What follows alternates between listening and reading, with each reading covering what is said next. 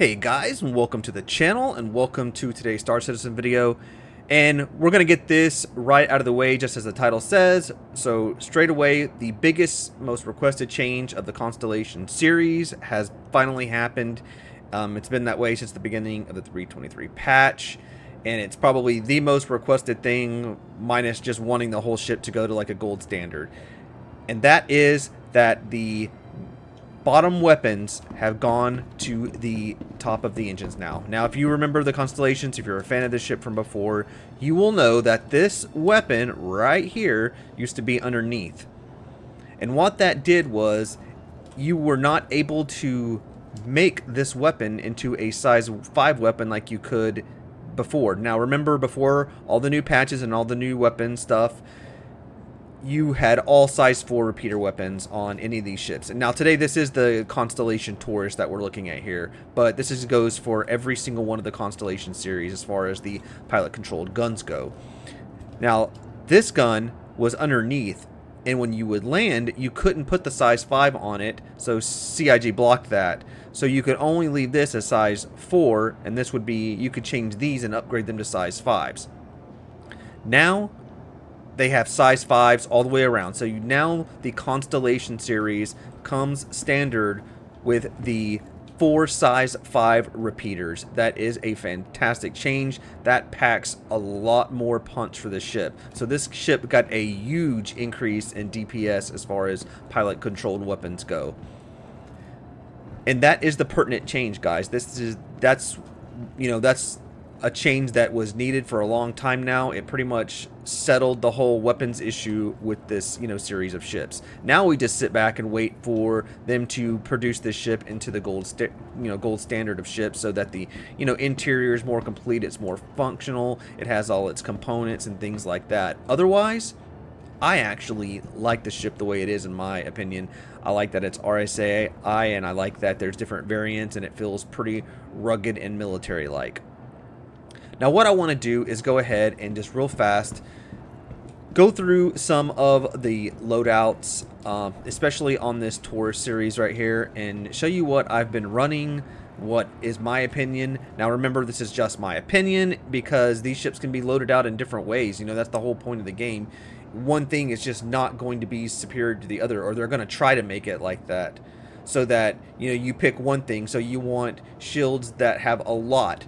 You get a lot of hit points in your shields, but maybe they recharge so much lower. Or you get lower hit point shields, but it recharges like twice as fast. Depends on what you're going to end up going for. Just like the quantum drive. So you have a really slow quantum drive, but it has endless amounts of fuel. Or it's, uses the fuel at a lower rate. Or you have the super fast drives that burn through the fuel like crazy, and you're constantly refueling your quantum drives. So let's jump into Referral Games. If y'all don't know that, I will leave the link in the description of the video so you can click on it yourself if it's your first time, looking at something like this.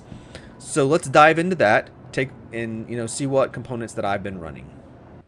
Alright guys, we are here in Referral Games. If you've never seen this, it's pretty cool.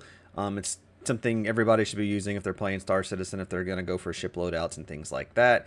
You can see right now I am in the 3.23.1 live version, the 031 at the end. The PTU is open, but this is actually the live servers. I have checked the PTU, and it's pretty much going to be the same. So real fast diving into this, and this is exactly what I was talking about, guys. These are all size 5 repeaters now, the CF557s. That is such a fantastic change with the ship. I'm super excited about this. It makes me want to pick up my own, Constellation and pledge it. This is one of the reasons why I never had, because I didn't like the way the weapons were set up, and now that kind of eliminates that. So, with the changes, you can't switch these out to size 6s or anything. You are stuck with the same size as what the hard point is. So it's size 5 hard point, so you get the very puck, which doesn't make you downsize anymore, which is absolutely fantastic. I think it's a welcome change. I really haven't heard any negative comments about it so far. I'm not going to talk about the turrets because every, Constellation series ship has something different. This has the tractor beam. The other ships have usually 2 turrets, so it's just something that's different on each ship. This is, as you will. I usually leave either the Badgers or the cannons.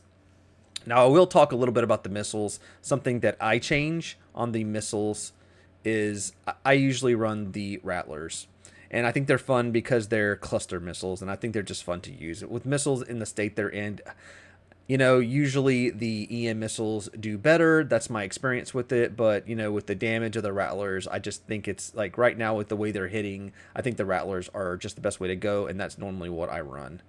Now, I will go back real fast to these, and I do not leave the repeaters. Right now, the Omniski cannons are kind of winning by far because of the rate of the, you know, projectile.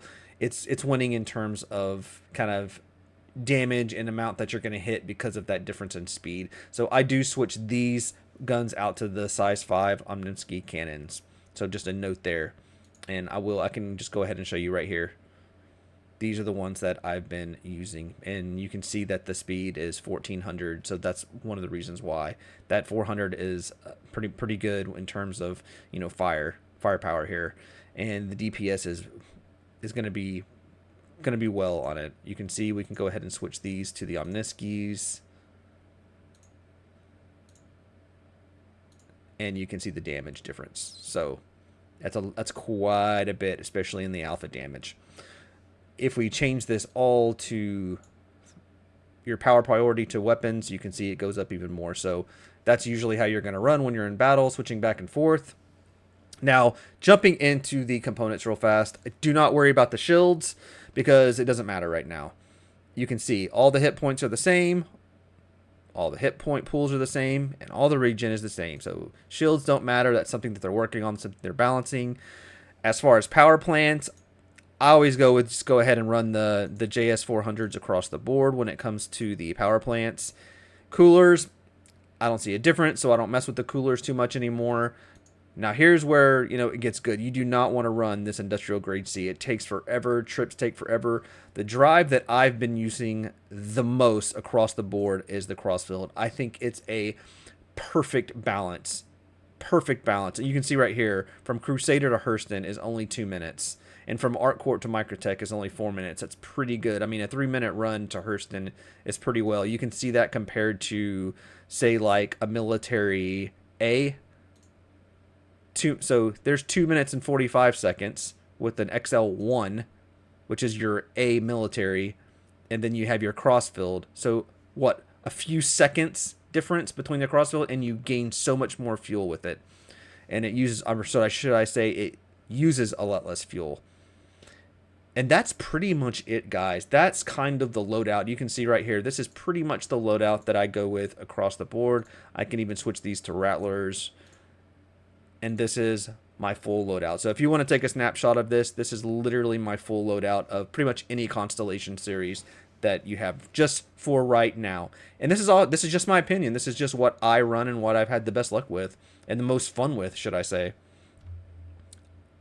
So let's jump back out, do some closing, you know, thoughts about the ship, and I'll get you guys out of here.